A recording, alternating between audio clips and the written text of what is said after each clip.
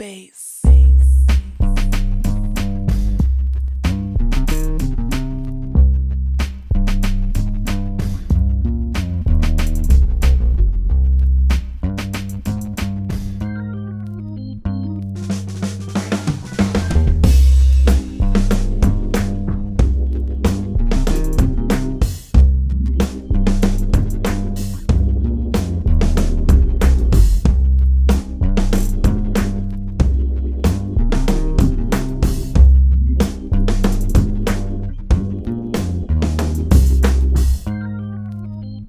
Welcome to the Dysfunctional Family Podcast. Yeah, man. The first episode. Let me start with this. I'm going to say this. Congratulations, Mrs. Robinson, on the launch of your new podcast. This is crazy. All right, I ain't going to hold you. We were super duper scared to do this. But welcome to Dysfunctional Family. I am Dashawn Robinson. Go ahead, introduce yourself. I'm Amanda Robinson. Yeah, we got the same last name because, we married. So let's go back to 2003. I feel like it's important that we ground our listenership and our viewership in a little bit of who we are. Absolutely. So let's go back to 2003. Let's do it. Freshman year, high school, Benjamin Banneker Academy. For community development. Don't forget the BBACD. That's a fact. History class. Miss Richmond is our teacher. And I'm like, yo, it's this girl that sit across from me. She's biddy-diddy-dag though. But only thing I ain't I'm like, yo, yeah, I'm gonna talk about you. Only thing I ain't like, I was like, yo, she laugh at everything. Like everything is not funny. What's wrong with this girl? She laughing so much. But no, I'm not gonna hold you. But what it did was it gave me an opportunity to be, I ain't trying to get all mushy, but it gave me an opportunity to be like, I like her smile though. Like I could get with that smile. She laugh a lot, but she got a nice smile. So I'm like, all right, cool.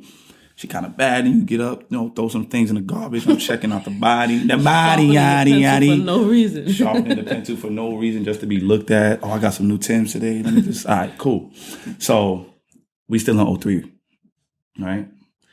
So I realized, oh shoot, this is the same girl from second period gym class. I gotta say something to her because history we can't talk, right? Like so, it's like we gotta be chilling and relaxed and listening to our teacher. But for for gym, I can talk a little bit more. It's a little more active. So I'm like, all right, gym class come around. She got on these OD shorts, right? To this day, you still those shorts weren't mad short. I'm not. They didn't even pass. I'm not saying they weren't short. I'm saying they weren't as short as you say that they are. Sis, they didn't even pass your gym shirt. That's a lot. They didn't pass the shirt. All right. So the shorts are whatever, son. The shorts are mad short. Yep. So they get my attention. I'm already feeling her. So I'm like, all right, cool. Let me see what's up.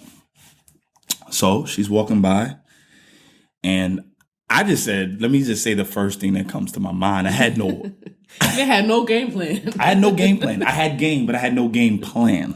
Okay. So I said, what's up? Sexy. I'm 13 years old. You had a late birthday. It's going on 14. I was only 14, right? So I'm like, yo, what's up, sexy? First thing that came to my mind. Now I'm not a misogynist. I'm not, I wasn't objectifying her, but she looked good. I didn't know a lot about her personality. So let me clarify that for my PC people. I couldn't compliment her on her personality because I didn't know her personality. All I had was what she looked like. Plus, we're 13 and 14. That's what teenagers say to each other anyways. Freshman year at high school. Yeah, I was trying to bag everything, but I didn't like everything until I saw you. Let me just clarify that. I was about to get in trouble. All right. So I say, what's up, sexy? She's like, hi. So I'm like, yo, what's up? We got the rapping, and that's how it happened. All right. I don't know. Do I want to get into should we get into the details about like you dubbing me at No, chill. We're not going to go there? All right. So at first we're not going to go there. The moral of the story is we met freshman year of high school, Benjamin Banneker Academy in Brooklyn, New York. In gym. Yeah, in gym class. So we're high school sweethearts, right? But, we're not like one of those high school sweethearts that never had any issues. That's right. We're not one of those high school sweethearts that like, oh, we were together since high school and there was never. Wait, why we gotta talk? I don't know. High school sweethearts always sound like they sound like that. Like, yeah, we never, like they don't have no like life experience. So we're not the high school sweethearts that had no tension or turbulence throughout the course of the time we've been together. We have had a stretch of time where we weren't together, but God brought things back full circle. And I feel like a lot of what we have gone through is why we decided to start this podcast and see ways that we can deposit what we've been through and what we've learned into our listenership. What do you think? Well, not what do you think. Why don't you tell them a little bit about yourself as an individual, kind of give them some grounding in who we are.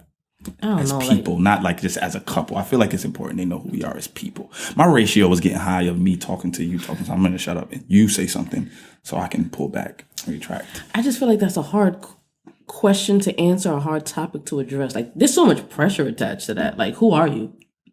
And a lot, like we usually like describe the hats that we wear and not who we are as people. You know what I mean? Oh, wow. This is going real deep, real early. I was just trying to let them know a little bit about us.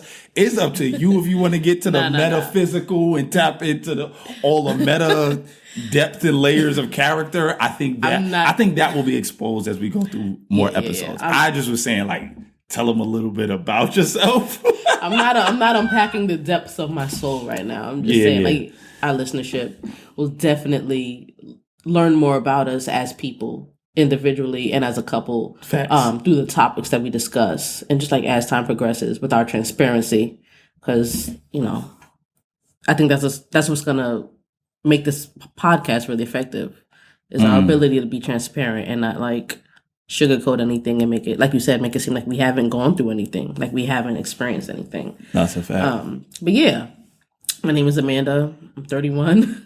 I am the product of two immigrant parents who, I believe my mom came here in 1984 and my dad, probably a decade earlier, traveling back and forth. So both of my parents are from Jamaica, not Queens. Sorry, I had to get that out of my system. I don't know why you think. I'm sorry if I insulted the Jamaican side, if that was insensitive. It just felt like I had to celebrate y'all. Yes. All right. Oh, sorry. Sorry, is that a curse? You probably... I don't know. Not Jamaica. Can I introduce myself? Right. Not Jamaica, Queens, Jamaica, the island. Yeah, I am a mother. It's hard because a lot of our lives, I'm a mother of two kids, two daughters, two beautiful daughters, Yanea and Zara. Legends in the making. Yeah, man. I got my undergrad degree in English. I got my master's in teaching. I am a writer. I am a grammar geek. I cannot sing. I cannot. Wow. I don't know. I'm going off the top. I cannot dance. Two things that I love to do, but that my family laughs at me all the time for. I don't know, man. I don't know. Like I said, it's a tough thing to kind of answer, but I just think people will learn it. Yeah, I mean, I think it's just important. Time. I'm sorry, I didn't mean to cut you off. I didn't know you were still finishing the sentence. I think it's just important to kind of ground our viewers and listeners into like things that connect us to doing a podcast about family, right? So for me, both of my parents are American born. My grandparents American born. Great grands American born. You're probably not going to get somebody out of America till you go to like great grands, or maybe even further than that. But what I will say is that I'm the son of a pastor, so I grew up in church, had my moments of in and out, but for the most part, I was a musician for the church. I'm also a minister, so like that's a big part of how we. I don't want to say how we raise our children, because that's inaccurate. I think the way we raise our children has to do with a lot of like life skills and life lessons. Yeah. But I think it has a lot to do with how we stay strong through tough times. I think that's what I want to say. That's probably a better thing to say. How we stay strong through tough times has a lot to do with the faith that has been instilled in me, that I've adopted and come to know for myself. In addition to that, I too I'm a graduate student. She's about to graduate before me, so she has her master's. She graduate very, very soon, like in like a week. Oh no, I don't know when this is going to be aired. Yeah, at the time of recording. Yeah, at the time of recording, that's why I just said I have a master's degree, because it's like literally in 4 days. Yep, that is true. So for me, I'm currently in school. I'm a graduate student at Princeton. My undergraduate degree is in psychology, but I'm currently pursuing a degree in divinity for ministry and theology, stuff like that. That's the boring stuff, but that's just something to know what we're doing. I think it helps to let people know what we're juggling while we're like doing this podcast, because it kind of gives more credence to the ability to let people know that you can do it in spite of everything you have going on. So I don't want to drown them in the boring details. I think it's more like good stuff. Let's get to the meat. Pause. Oh my God. That was Brooklyn. Yeah, that was. We very from New Brooklyn York, yo. Like, that was. I try. That was very irresponsible. I got to edit that out. So here we go. I think here's what I want to pose to you. I want to kind of talk to our audience about the ways, especially in this first episode, just the ways we intend to add value to the lives of our listenership. So what I mean by that is the reason we kind of started this, or the reason it kind of came, I think I started to notice, and I don't know when it happened or how it happened, but I started to notice just like whenever I spoke to people about relationships, marriage, even on social media, when I make posts about my children or about you or about our family, or even in my stories, like the most engagement I get and the highest traction I receive on my social media usually comes from something I post about the family. And when I'm like posting advice or something that like we went through or something that's just funny, right? Like in the stories, I started to notice like there's so much traction and people ask so many questions. And then when I have these like one-on-one conversations with friends, with family, I started to notice like people's like their bodies become erect, their ears start to like open, their eyes open. And it's like, what's happening here when I talk about relationship and talk about family that's making people perk up like this and lean into the conversation? Why does it seem like randomly people start asking me questions about relationships and they trust the advice I have, even if I'm not like an accredited licensed marital therapist, right? Like, what is it about when I'm having these conversations that's sparking these people's interest through social media and personal interaction? So then they started hitting me like, okay, wait, you're depositing something valuable in people's lives when you talk about this thing. Yeah. They respond to you differently than when you talk about other stuff. And people respond to me well when I talk about anything, but they respond differently when I talk about relationship. And it just was like, okay, I think I'm putting something valuable there. And then one of my children's godfathers, shout out to my bro Leo, gotta shout you out in this first episode. Absolutely. Him and his wife, my sis Bo, they just had a baby last year. And we were talking one day and we were on the phone almost 3 hours. And he just couldn't believe the things that I was just saying in passing. Whenever we are out to dinner with somebody or something like that, I always find us depositing in people. And he was like, yo, why don't y'all just share this with more people? I'm like, what am I saying that's that important? I'm like, I'm just talking. He's like, bro, you don't realize what you're saying. Yeah. So I'm like, do I want to add value into people's lives this way as well, instead of just these one-on-one intimate conversations?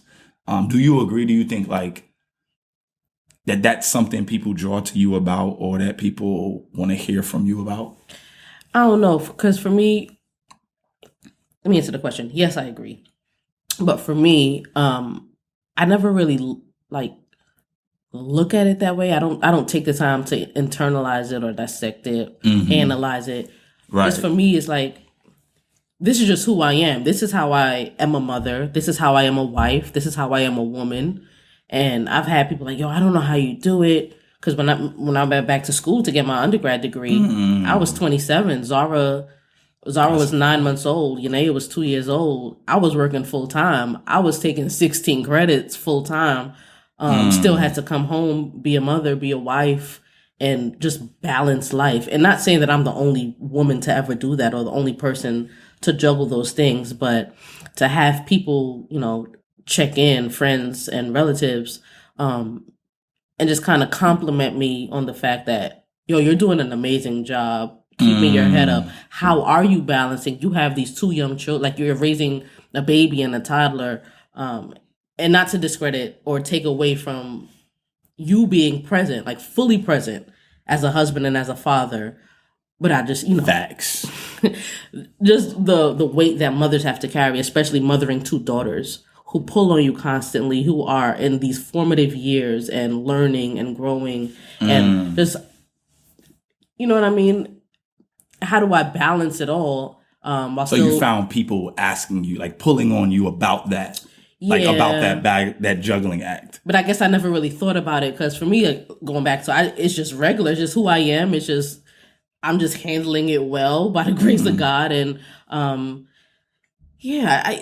just never thought about it in the same way that you did. And I also don't like attention. Like, I don't like people giving me like, oh yeah, we might have to dig into that a little bit. I think we both in the same boat about that. I don't like the accolades and attention. It's just like, I'm doing it because I'm doing it, not for recognition, not for like any kind of attention at all. But I think it's good to see that some of the things that we are doing are helping our community, like the community of people around us at the very least. So to have the opportunity to be able to expand and share some of our tactics, share some of our strategies, share some of our experiences, because it's not always been good. It's not always been easy. As parents in a pandemic, so many people can relate to like the struggles. Just parents in general. Just parenting in general is hard. So it's just good to have the opportunity to share and hopefully deposit, like you said, deposit into the lives of our listenership and deposit in a good way. You know what I mean? Deposit good things and plant good seeds. Facts. I think we have a ripe and unique opportunity too. I think that I personally feel that one of our purposes is to, when we say add value to the lives of other people, I think to narrow that down, I think specifically about like the, not frustration, but more so the sadness I feel when I like hear people's perspective about marriage or about parenting. Like for me, it's like that thing stings me. I'm like, oh my gosh, I'm having such a great time. Like there are obvious, I think, challenges, but like what, I can't think of an area in life that doesn't have challenges, right? Like you don't have to be married to have challenges. Single people have challenges. Dating people have challenges. Polygamous, polyamorous people have challenges. And I think it's also like people, I don't know, because I want to be politically correct and I don't want to like make a blanket statement that doesn't apply to everybody. But a lot of what I have seen, like a lot of people have lost hope and just like love and like the moral values of having a family, like a wholesome family. And people think that, well, if it is going good, girl, you don't know what's going on at home. You don't know what's happening behind closed doors. But no, we don't know. But just to be able to carry the struggles of balancing those things with integrity. It's like our marriage is not perfect. We got married at 24, which in this generation is young, considerably young, right? Yeah. Like it is relatively young, but we've been married for 7 years now, and you know what I mean. Like I just don't lose hope. I guess like it's not. Let me just finish the point that I was saying about what I think our purpose is, because I didn't finish that. Sorry. Our purpose is, I think we have a purpose to add, like, restore hope in people that think that this is just some coming together of people that's all economic. Like there's teaching out there that where it's like, this is purely an economic coming together. And it's like, there are so many more benefits and values to being married and being parents and being young and doing it in a way that we have fun and in a way that not just fun. Because I think fun is like relative, right? But I think that subjective, not relative, but it's subjective. But I think that we have a mission to debunk this burden on our generation that it's so dark and that it's all bad. It's like, where are we getting this? And I know that there are places people get it, right? There's high divorce rates. There are social media will have you seeing people cheating. I ain't even gonna get into, the people that have been lying about being faithful in their marriages, and then they offering advice to people, and then they go viral because they have been unfaithful. Not just people of the faith, but people secular, and not just people who are secular, but people of the faith, right? It goes both ways. And I just think we have like something to add, not because we're perfect, but because we're not afraid of the journey. Yeah, I agree. Right? Like we're not afraid of the journey. I think like we're embracing it together. But here's where the fears come in, though. And what I want to get back to is what we were talking about in terms of just our own fears of like this public scene, right? I think people underestimate the amount of fear I have because for those that don't know, I'm also a rapper and I do music. I go by the name Redeemed. You can go get my EP. It's called Survival Kit. You can go get my single Never Fails. I got a plug. Why not Shameless plug? Yeah. I got another single called Dark Child. Just fire music. But anyway, people think because I'm in the public sphere in terms of ministry, in terms of music, that like I like this. Yeah. Right? I like that we are like building a community in our home. But we're trying it in our home. I kind of like don't know if this works for everybody. So I think I also want to make sure I like let people know that subscribe and that follow that everything we say it's not a blanket. It's not what may be working for you. I just want to talk about what's working for us. Yeah. It's not coming from a judgmental place of like, this is not working for other couples. Y'all should try it our way. Yeah. I just want to say, hey, this is what's working for us. If there's something that works for you, try it. But if you hear something from us that's working, you should try that too. Yeah. You know what I'm saying? So, but this comes with fear. Yeah. Like I don't like more than you know. I actually don't like, let me just say this to the camera. I don't like this, right? Like how hard was it? You want to give people like a little bit of backdrop of like how difficult it was for us to like step out on faith and realize that we had to overcome these fears of like starting this podcast and just like it's been a journey putting our story out there. Like it's been tough because like being vulnerable to the public just overall like it has certain it just comes with certain things, right? Like putting yourself out there to the public to be criticized, listened to, like it just comes with its own baggage. But for two introverts who don't like attention and who don't like being in the public eye very much, but just knowing that you have something in you that people need is a tough thing to like wrestle with. So I think it goes back to like free the souls. Talk a little bit about that. What you mean by that? So like for those who aren't familiar with who we are also co-owners of a Black-owned clothing line, of course, because we're Black. We're also co-owners and co-founders. Yeah, you know what I'm saying? Black Family Matters, Sean. It's crazy. You got the polo on. It's crazy, but we'll talk about that later. But continue what you mean about like the connection between Free the Souls and like starting this. Yeah, so like we've never wanted to get into like fashion. Like we like to look good, but getting into an industry that's unfamiliar, like Treading unfamiliar territory is not something that we planned or sought after to do. Like, the vision literally came to you in a dream from God. And it took a lot of research. It took a lot of prayer. It took a lot of time.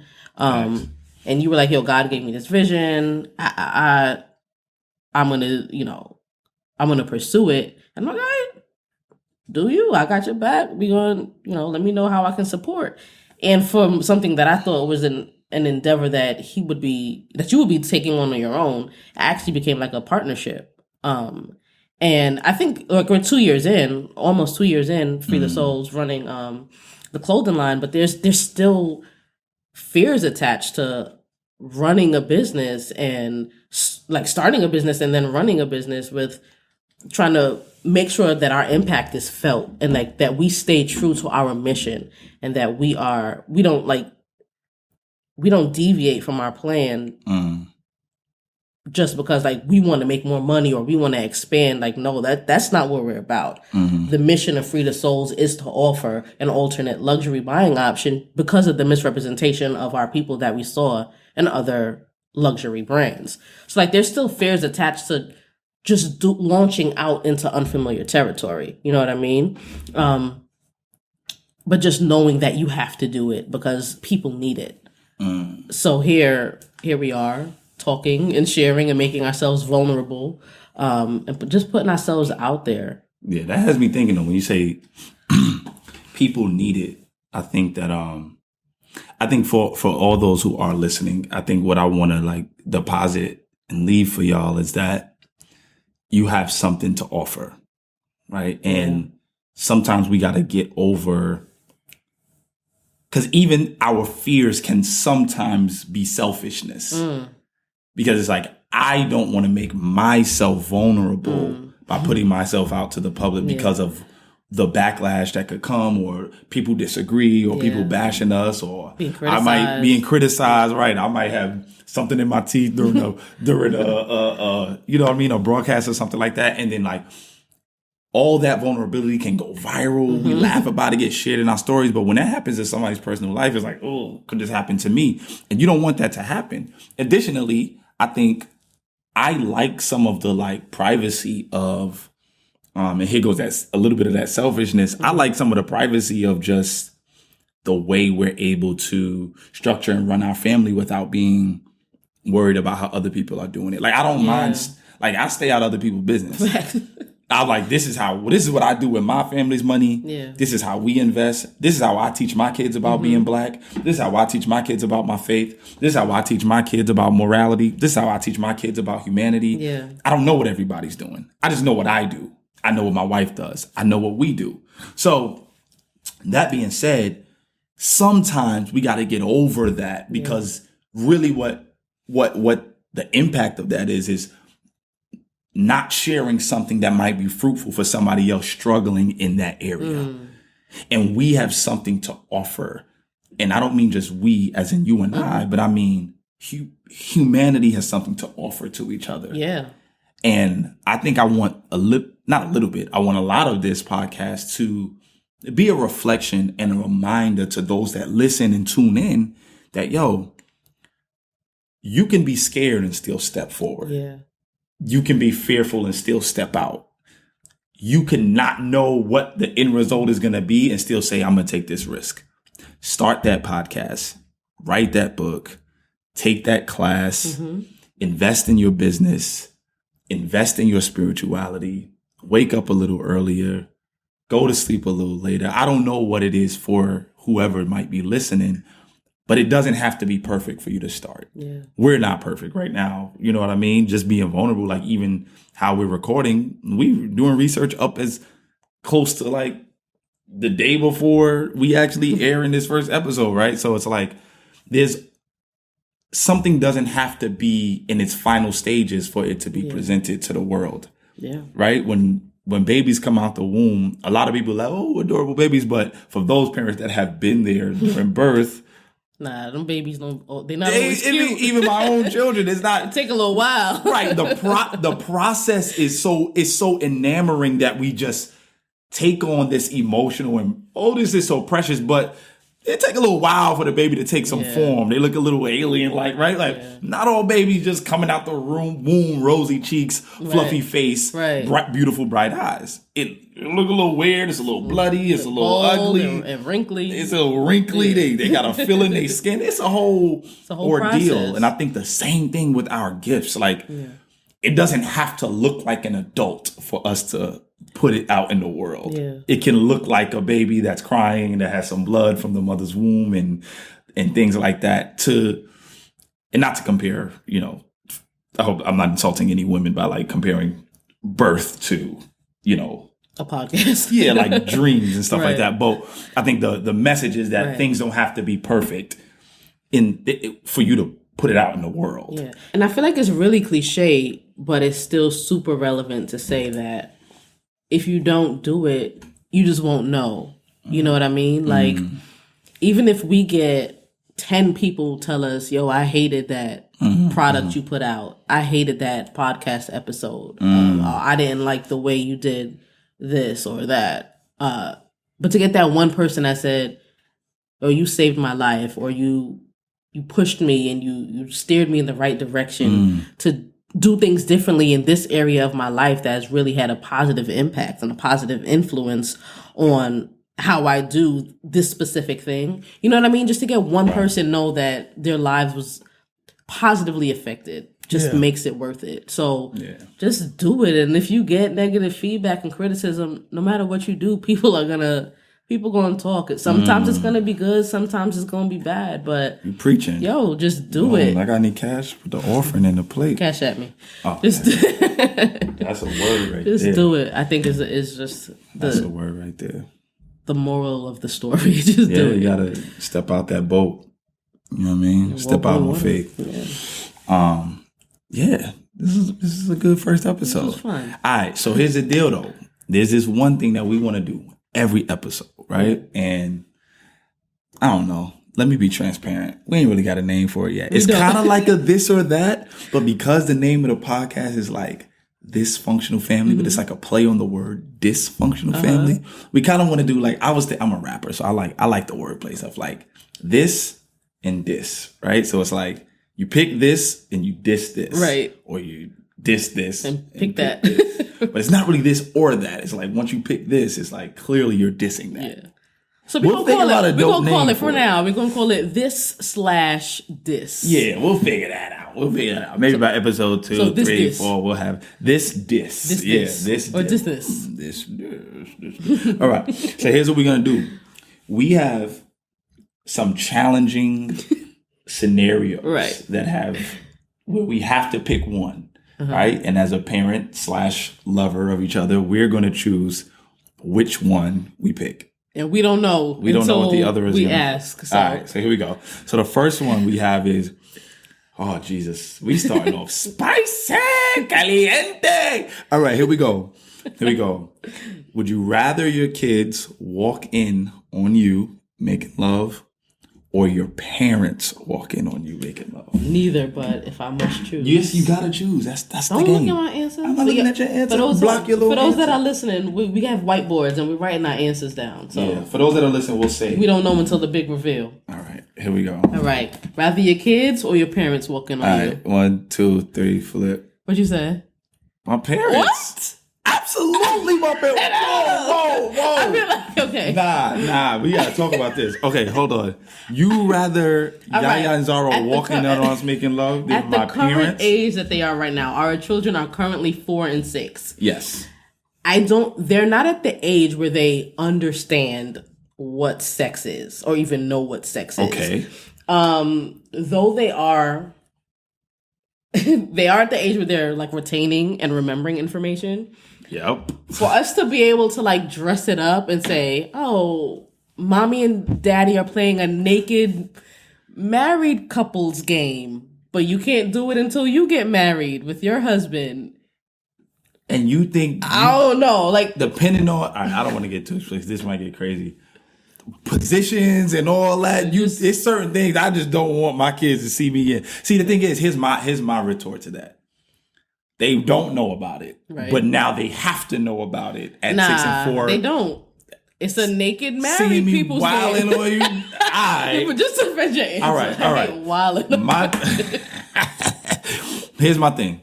My parents have children together. They know what sex is. So walking in on me is just like adults walking in on like, oh, my fault, Sean. I ain't know y'all was in there getting it on. But it's just right. Weird. Like versus my kids now that I've opened up. It's not that I want them to be ignorant. I want them to understand sex and know responsibility with sex and implications in relationship. I want them to be well aware. But right now, as you stated, they're 6 and they're 4. And yeah, they've seen you naked as a woman. They've never seen. Okay. You know what I'm saying? So what's the next question? All right, let's get to the next.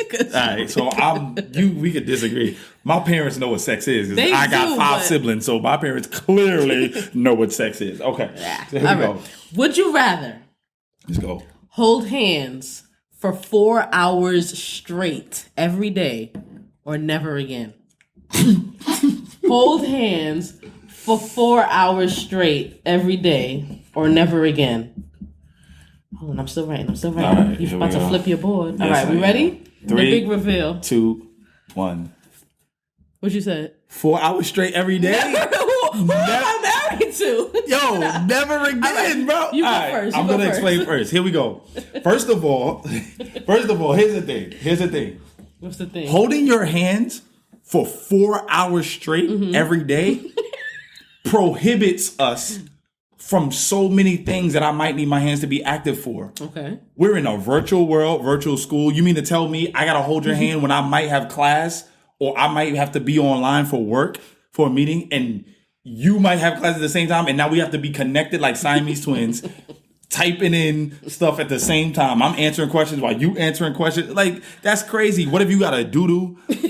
I got to stand there while you doodling because I can't let your hand go? Are you kidding me? What if it's during your cycle? I got to be there while you change it. Like, come on, son, you doing too much. What if I got to do? You got to stand there and endure that? Are you crazy? 4 hours a day? Yes, I'd rather never hold your hand again. That's wild. Here's my argument for that. That's wild, bro. We have to, first of all, as ableists, right, understand that there are people in the world through decapitation and through other abnormalities that they may have been born with that have to live disabled. Some of them, that includes not having hands or limbs, right? Let's get serious. They find ways to be intimate and make connection. If I can never hold your hand again, I can rub your feet. I'm not arguing that that's arm around you. 4 hours every day. Do you know how? I hate to use the word cripple, but you know how debilitating that makes us when we're trying to be productive in the day? You've made valid points. Okay, so talk to me. I need to hear how your point is stronger. I really only got one retort. All right. And that is that we'll just plan around it. Like whatever chunk. The 4 hours could be if we... Listen, this is all hypothetical, so we don't know the parameters and the limits, the time restraints and things like that. Okay. If we can pick the 4 hours while we're sleeping, then we can pick the 4 hours while we're sleeping and we won't even be aware of it. If we can't, and it's during the day... It can't be while we sleep because we have to actively know we're doing it. Says who? The only rule was 4 hours straight or never again. Okay. How can you... No. Hear me out. How can you verify that throughout the night? First of all, there are nights where we're snoring and we wake up like, yo, you were snoring really loud last night. And we were like, no, I wasn't. We can't even validate how loud we'll be snoring. How will we be able to validate our ability to say that our hands continue to to be held? Listen, again, then we're breaking the rules. We don't know all the rules because it could be a... We're making the rules. We do know the rules. You're not letting me fight back. Okay. You're not being fair. That's a fact. I apologize. My mouth shut. Go. This is my answer. Go ahead. The 4 hours could be while we sleep. There were no rules. The only information that we have is 4 hours straight or never again. It could be an automatic magnet that just pulls our hands together, a time release joint that doesn't unlock until the 4 hours is up. What are we talking about? This is basic. You still cutting me off though. But if the 4 hours must be fulfilled while we're awake, we'll just plan around it. We'll make the accommodations. That's easier said than done. All right, we're taking a lot of time. This was supposed to be a quick. On to the next. On to the last. On a darn thing. Final question. I hope we get this together. Okay? I hope we get this last one. Well, we'll see. Oh, this is terrible. Jesus. You are savior. Okay, here we go. Last question. Rather tongue kiss every morning before brushing our teeth, or neither one of us can ever cut our toenails again. All right. Never brush. Oh, kiss every morning before you brush your teeth. That's yuck mouth. Yes, yuck mouth, breath. Nasty morning breath. Mm-hmm. We have to tongue kiss every morning before brushing our teeth. Or never cut our toenails again. All right. If you don't get this right, if you don't agree with me, then maybe we're just not meant to be. All right? You ready? We're just not meant to be. Okay. You ready? All right. 3, 2, 1. Never cut your toenails? That's what. Do you know how inconveniencing your life becomes if you're never able to cut your toenails? Oh, we haven't agreed on anything. Here's what. Do you know? All right, listen. All right, you justify your point first. Oh, wow. Nails, be it on your hands or feet, once they get to a certain length, they break, they chip. So I'm not concerned about my toenails growing like 6 inches long because I know once they hit a certain cap, it's going to crack. So I'm not really concerned about them just growing for the rest of my life. Okay. And never like getting shorter because they can break or chip, whatever, right? Okay. Also, if they do get to a point where they're getting a little lengthy, I can just get a bigger size shoe to make up for that extra room. I cannot believe what I'm hearing. We can sleep with socks, so we're not worried about scratching up each other's legs. Okay. I think those are my 3 dropping points. Okay, well, here's my rebuttal. First of all, let's get to the facts about toenails. Maybe you've never watched the Guinness World Record show, but I remember that lady with the longest nails in the world who's never cut nails. Them joints was she was an abnormality. Like she was. You cut me off. You cut me off. The fact that the remains is that there is possibility that your nails can grow long, even if they chip or break. You are not controlling how they chip or break. Okay. They can literally become blades. Just wear socks. Ginsu. They can become blades that will cut through your fabric, cut through anything. Do you know how uncomfortable your shoes get? That's why I say get a bigger shoe. So just keep elevated shoe size as 30-plus-year-old people. We just going to keep getting bigger shoes. Like, I'm going to just be walking around just defend with the a size kiss, 25 because my toenails are 2 feet. Okay, here we go. Because tongue that's kiss, nasty, bro. This is disgusting. This is absolutely disgusting. Gross. First of all, this is disgusting. Here's what I'm thinking about. My rationale is, what's going to present the most convenience? I feel like this is disgusting, but the solution to fixing it comes right after. Never cutting my toenails presents inconvenience for the rest of my life. I think that's just like I'll endure. You adapt though, like we're human. We adapt, and we'll adapt to this taste and this smell. All right.